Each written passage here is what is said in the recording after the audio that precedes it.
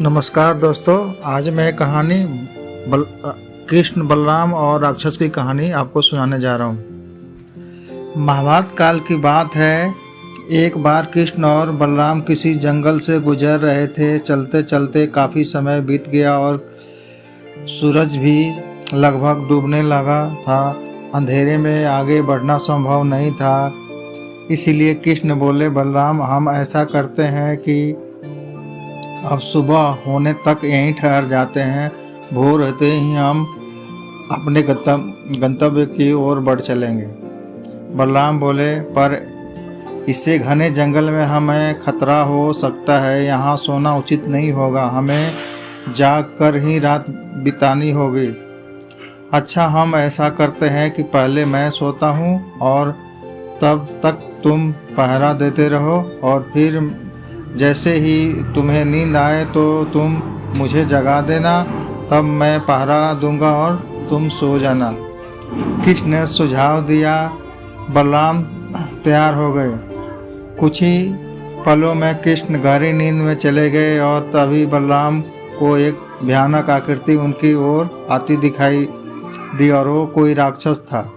राक्षस ने देखते ही जोर से चीखा और बलराम बुरी तरह डर गए। इस घटना का एक विचित्र असर हुआ। भय के कारण बलराम का आकार कुछ छोटा हो गया और राक्षस और विशाल हो गया। उसके बाद राक्षस एक बार और चीखा और पुनः बलराम डर कर कांप उठे और बलराम और भी सिकुड़ गए और राक्षस पहले से भी बड़ा हो गया। राक्षस धीरे धीरे बलराम की ओर बढ़ने लगा। बलराम पहले से ही भयभीत थे और उस विशालकाय राक्षस को अपनी ओर आता देख जोर से चीख पड़े। कृष्ण और चीखते ही वहीं मूर्छित होकर गिर पड़े। बलराम की आवाज़ सुनकर कृष्ण उठे। बलराम को वहां देख उन्होंने सोचा कि बलराम पहरा देते थक गए हैं और सोने के पहले आवाज़ दी। अब कृष्ण पहरा देने लगे। कुछ देर बाद वहीं राक्षस उनके सामने आया और जोर से चीखा। कृष्ण जरा भी घबराए नहीं और बोले, बताओ, तुम इस तरह चीख क्यों रहे हो? क्या चाहिए तुम्हें? इस बार भी कुछ विचित्र घटा। कृष्ण के साहस के कारण उनका आकार कुछ बढ़ गया और राक्षस का आकार कुछ घट गया। राक्षस को पहली बार कोई ऐसा मिला था जो उससे डरा नहीं था। घबराहट में वह पुनः कृष्ण पर जोर से चीखा।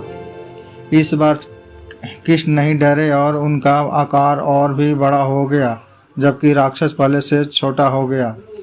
एक आखिरी प्रयास में राक्षस पूरी तरह चीखा, पर कृष्ण मुस्कुरा उठे और फिर बोले, बताओ, तुम्हें क्या चाहिए? तुम्हें फिर क्या था? राक्षस सिकुड़ गया कर बिल्कुल छोटा हो गया और कृष्ण ने उसे हथेली में लेकर अपनी धोती में बांध लिया और फिर कमर में खोस कर रख लिया। कुछ ही देर में सुबह हो गई। कृष्ण ने बलराम को उठाया और आगे बढ़ने के लिए कहा। वे धीरे धीरे आगे बढ़ने लगे। तभी बलराम उत्तेजित होते हुए बोले, पता है कल रात में क्या हुआ था? एक भयानक राक्षस हमें मारने आया था। रुको रुको, बलराम को बीच में ही टोकते हुए कृष्ण ने अपनी धोती में बांधा राक्षस निकाला और बलराम को दिखाते हुए बोले, कहीं तुम इसकी बात तो नहीं कर रहे हो? हाँ, ये वही है, पर कल जब मैंने इसे देखा तो ये बहुत बड़ा था। ये इतना छोटा कैसे हो गया? बलराम आश्चर्य से होते हुए बोले। कृष्ण बोले, जब जीवन में तुम्हें किसी की ऐसी चीज से बचने की कोशिश करते हैं जिसका तुम्हें सामना करना चाहिए, तो वो तुम्हें बड़ी हो जाती है और तुम पर नियंत्रण करने लगती है। लेकिन जब तुम उस चीज को सामना करते हो जिसका सामना तुम्हें करना चाहिए, तो तुम उससे बड़े हो जाते हो और उसे नियंत्रित करने लगते हो। दोस्तों, ये राक्षस दरअसल हमारी लाइफ में आने वाले चैलेंज है, विपरीत स्थितियाँ, लाइफ प्रॉब्लम है। अगर हम इन सिचुएशंस को अवॉइड करते रहते हैं तो समस्याएं और भी बड़ी होती चली जाती है और